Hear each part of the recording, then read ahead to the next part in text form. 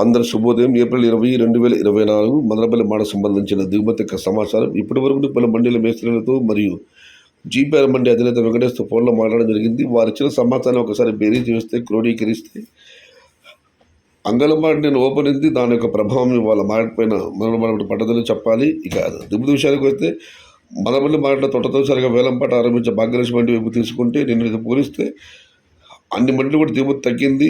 Bhagyalakshmi,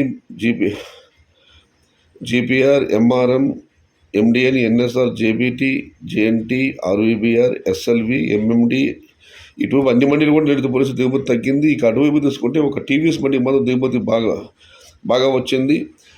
తతిమ, CMH, Mohan Reddy, TLT, KAKGN, SMB, JK, CLT, IV ఈ మండీలకు కొన్ని మంది నెట్లాగా వచ్చింది. మరికొన్ని మంది నిన్నటితో పోలిస్తే తగ్గింది. ఇక పాతాళంలో ఎస్బిటి, ఏఎన్ఆర్, సిద్ధమ్మ ఈ మండి దిగుమతి రావడం జరిగింది. మరికొన్ని మండీల దిగుమతి ఈరోజు ఏమాత్రం రాలేదు. మొత్తం మీద చూస్తే నిన్నటితో పోలిస్తే మదనపల్లి మార్కెట్ వాళ్ళ దిగుమతి తగ్గింది. నిన్న మీకు అయితే తెలిసింది 300 రూపాయల దగ్గర నుంచి 470 రూపాయల వరకు ధరలు వెళ్ళడం జరిగింది. మరి వాళ్ళ చూడాలి దిగుమతి తగ్గింది. ధరలు ఎలా ఉంటాయో ఏ మేరకు ఉంటాయో ఇది ఈరోజు మదనపల్లి మార్కెట్కు సంబంధించిన దిగుమతి యొక్క సమాచారం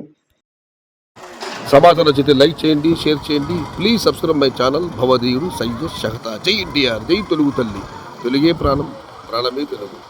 సర్వే జన సుఖినో భవంతు. ధర్మో రక్షతి రక్షిత. అన్నదాత సుఖీ భవ.